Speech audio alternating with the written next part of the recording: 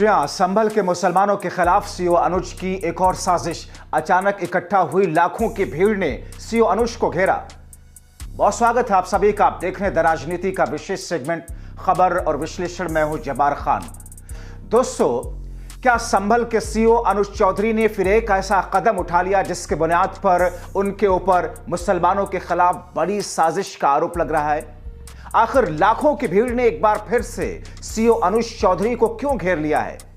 आखिर संभल में शाही जामा मस्जिद के सर्वे के बीच में हंगामा बढ़ता देख मुसलमानों पर कथित गोली चलाने के ऑर्डर देने वाले सीओ अनुज चौधरी क्या बुरे फंस गए हैं? क्या खुद को उत्तर प्रदेश की सरकार योगी आदित्यनाथ का हीरो समझने वाले सीओ अनुज को लेकर के इस वक्त बवाल और बखेड़ा इस अंदाज में खड़ा हो गया कि अखिलेश यादव ने भी चेतावनी दे दी कि कुछ ज्यादा ही उड़ रहे हैं? आखिर अनुज चौधरी ने समाजवादी पार्टी के सांसद संभल से ज़ियाउर रहमान बर्क को हाथों में गदा उठा करके क्यों चुनौती दे दी और क्यों चैलेंज दे दिया? आखिर सीओ अनुज चौधरी का संभल के मुसलमानों के खिलाफ क्या है प्लान और क्या है साजिश? दोस्तों, विस्तार से एक एक करके आपको बताएंगे, पर्दे खोलेंगे, आप हिल जाएंगे। मैं इस शब्द का इस्तेमाल इसलिए कर रहा हूं क्योंकि किसी भी लोकतांत्रिक देश में जहां पर सर्वधर्म की बात की जाती हो, जहां पर सभी समाज, सभी जाति, सभी धर्म, सभी लैंग्वेज, सभी कास्ट क्रीड को साथ लेकर के चलने की बात की जाती हो, वहां की सत्ता, वहां की सरकार, वहां की पार्टियां, वहां की एजेंसियां, वहां की पुलिस, वहां का प्रशासन किसी जाति, समुदाय, धर्म विशेष के फेवर के लिए कोई सांकेतिक कदम भी ना उठाने की बात करता हो। मगर जब उत्तर प्रदेश की पुलिस, उत्तर प्रदेश की सरकार की पुलिस संभल के सीओ अनुज कुछ ऐसा करते हैं तो फिर बवाल होना बहुत स्वाभाविक है, तो फिर हंगामा होना बहुत स्वाभाविक है। और यह बहुत स्वाभाविक है कि ऐसे में सीओ अनुज चौधरी का घेराव हजारों नहीं लाखों की भीड़ जो इस वक्त कर रही है, और जिसने किया वो अपने आप में गलत कैसे हो सकते हैं दोस्तों? मगर क्या किया है संभल के सीओ अनुज चौधरी ने? ऐसी कौन सी साजिश रच दी है? पहले मुसलमानों के खिलाफ गोली चलाने का ऑर्डर देने वाले कथित तौर पर अनुज चौधरी अब आगे क्या मुसलमानों को नुकसान पहुंचाना चाहते हैं? ज़ियाउर रहमान बर्क को लेकर के आखिर उनका प्लान क्या है? क्या ज़ियाउर रहमान बर्क को दूसरा आजम खान बनाने की कोशिश की रणनीति के तौर पर संभल के सीओ अनुज चौधरी नई स्ट्रेटजी के साथ में, नई साजिश के साथ में संभल में खूंटा गाड़ करके बैठ गए हैं? दोस्तों, ये सब कुछ मैं आपको बताऊंगा कि क्या है साजिश और क्या क्या अनुज चौधरी ने, मगर उससे पहले आपको बताएं कि उनका विरोध किस तरीके से हो रहा है।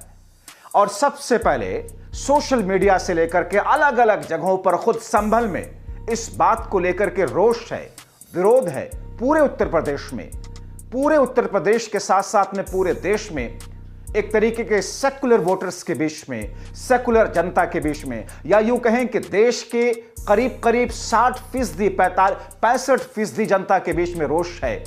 दोस्तों, इसी रोष को अपनी प्रतिक्रिया के तौर पर लोक गायिका नेहा सिंह राठौर, जो आमतौर पर योगी और मोदी को घेरती हैं अपनी गायकी के जरिए और अपने बयानों के जरिए, उन्होंने घेरा है एक बार फिर से संभल के सीओ को मुसलमानों के खिलाफ दरअसल एक साजिश को लेकर के, क्योंकि उनका काम कुछ ऐसे ही था जिससे संकेत ये मिले कि ये सीओ तो मुसलमानों के खिलाफ जहर उगलने वाला है। दोस्तों, क्या लिखा नेहा सिंह राठौर ने? वो लिखती हैं अपने सोशल मीडिया पर कि पुलिस गदा लेकर के क्यों चल रही है? क्या पुलिस वाले अब धनुष बाण लेकर के भी चलेंगे? बेहया के फूल देश भर में खिल रहे हैं। आप देखिए किस तरीके से नेहा सिंह राठौर ने संभल में सीओ अनुज की इस तस्वीर को शेयर किया है। आखिर गदा लेकर के क्यों चल रहे हैं? गदा लेकर के कौन सी चुनौती और कौन सा चैलेंज दे रहे हैं संभल के सीओ अनुज चौधरी? क्या मुसलमानों को डराने की कोशिश कर रहे हैं? क्या वो दर्शा रहे हैं कि साहब पुलिस भी अब बहुसंख्यकों के साथ ही है, अल्पसंख्यक समाज को अपने घरों में दुपक कर ही रहना होगा और मुंह पर होंठ को सिल लेना होगा? इस पर नेहा सिंह राठौर ने किस तरीके से कटाक्ष किया? सोशल मीडिया पर बेशुमार ऐसे कमेंट हैं जो कि सीओ अनुज चौधरी को घेर रहे हैं। लाखों की ऐसी भीड़ है सोशल मीडिया पर जो कि योगी आदित्यनाथ के साथ साथ, मोदी के साथ साथ, बीजेपी के साथ साथ सांप्रदायिकता के इस ताने बाने को संभल के सीओ से जोड़ रहे हैं। दोस्तों, मगर इससे पहले नेहा सिंह राठौर ने किस तरीके से योगी मोदी को घेरते हुए सोशल मीडिया पर क्या कुछ लिखा दोस्तों। किस अंदाज में शाह और योगी समेत पूरा बीजेपी कुनबा जिससे तिलमिला गया। नेहा कहती है भी कि सांप्रदायिकता के आटे में एजेंसियों के दुरुपयोग का ईंधन जलाकर बीजेपी के इस नफरती राज में जनता को छला जा रहा। बीजेपी को वोट करने वाले बेचारे मानो बीजेपी के दिए हुए अफीम के नशे में मस्त रहते हैं, जबकि बहुसंख्यकों के 60% लोग अभी भी बीजेपी से दूर रहते हैं, उनको वोट नहीं करते। फिर भी हिंदुओं के महज 40% वोटर मानो पूरे देश के वोटर हो गए हों। बीजेपी देश में जनता को और जनता का कैसा खून चूस रही है, इससे ध्यान हटाने के लिए ही बीजेपी और अन्य भक्तों की प्राथमिकताएं इस वक्त सर्वप्रथम देखी जा रही है। अपने सोशल मीडिया अकाउंट पर मोदी योगी को घेरते हुए उन्होंने एक और ट्वीट लिखा। बेरोजगारी खत्म हुई क्या? काला धन वापस आया क्या? भारत की सड़कें यूएस जैसी हुई क्या? बुलेट ट्रेन आई क्या? स्मार्ट सिटी बनी क्या? नोटबंदी से आतंकवाद खत्म हुआ क्या?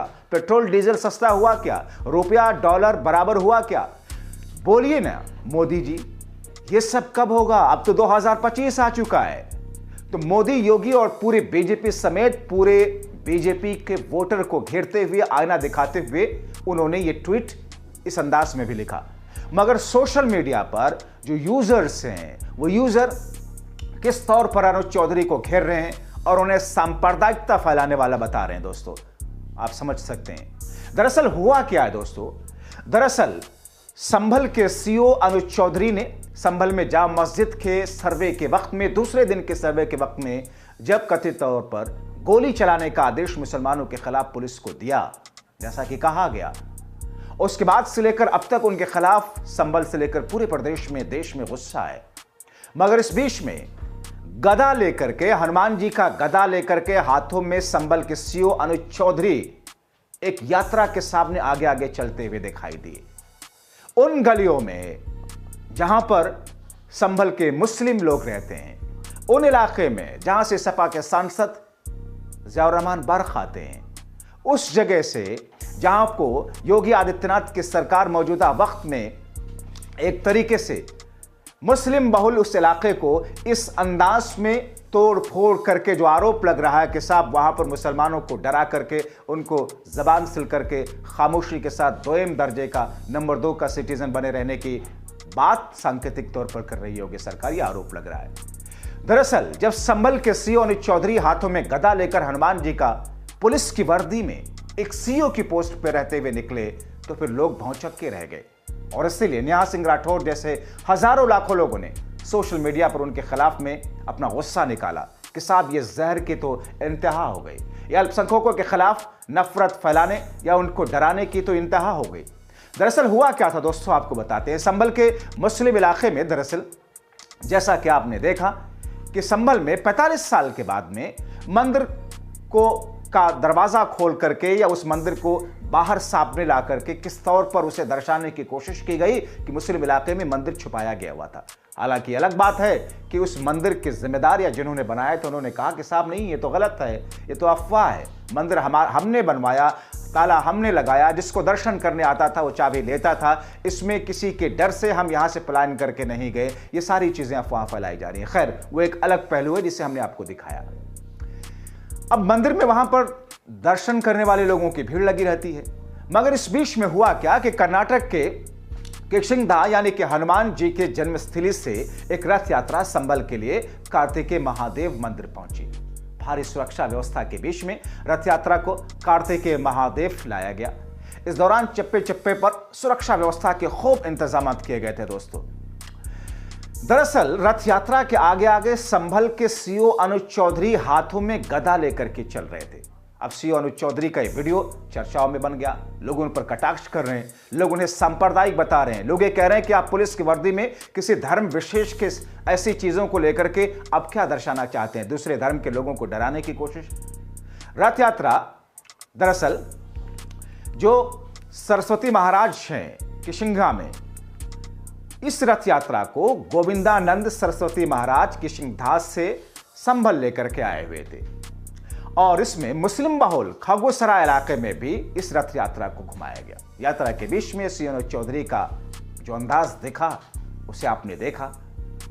खुद को किस तौर पर रथ यात्रा की सुरक्षा में अनुज चौधरी खुद को लगाए हुए थे।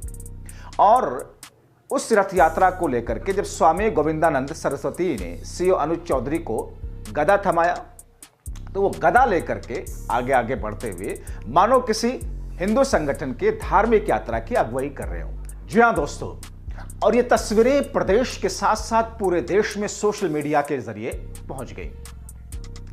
और वो जब रथ यात्रा मंदिर पहुंची तब भी अनुज चौधरी गदा लेकर के मंदिर के बाहर ही खड़े रहे जब तक कि मंदिर से वो लोग निकल नहीं आए। इस पर जब खुद को घिरता हुआ देखा अनुज चौधरी ने, तो क्या कहते हैं, वो कहते हैं कि यात्रा के सामने खड़े रहने के दौरान गुरुजी ने इसे उनके हाथ में थमा दिया।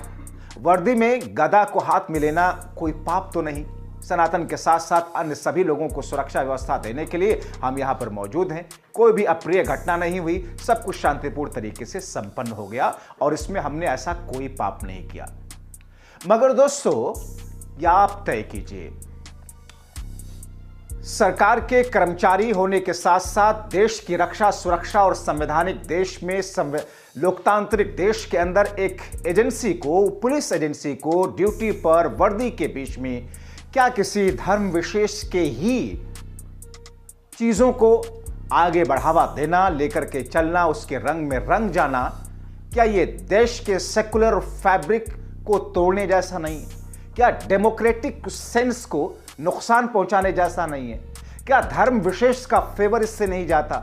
क्या एक दूसरे धर्म विशेष जो कि अल्पसंख्यक धर्म विशेष है, उनके अंदर डर का भावना पैदा करने की कोशिश नहीं है? ये सवाल इस वक्त उठ रहे हैं, ये आरोप इस वक्त लग रहे हैं अनुज चौधरी पर। आप तय कीजिए कि क्या ये ठीक है, और ये क्या वो चोर दरवाजे हैं जो धीरे धीरे आने वाले वक्त में सभी एजेंसियों के प्रति इस अंदाज में एक धर्म के लिए, बहुसंख्यकों के लिए, उनके हितों की रक्षा करने के लिए एजेंसियां भी आकर के खड़ी हो जाएंगी, और अल्पसंख्यकों के हितों को खत्म करने के लिए एजेंसियां इस अंदाज में खड़ी होंगी जिससे सत्ता पक्ष को खुशी मिले या जो सत्ता पक्ष को सूट करे। ये आप तय कीजिए, क्या उचित क्या अनुचित। फिलहाल अभी के लिए इस वीडियो में इतना ही। आपको ये वीडियो कैसा लगा, आप अपनी राय कमेंट बॉक्स में जरूर लिखें। आपसे अपील कि आप हमारे व्हाट्सएप चैनल को भी ज्वाइन करें, इस चैनल के भी मेंबर बने। बहुत शुक्रिया।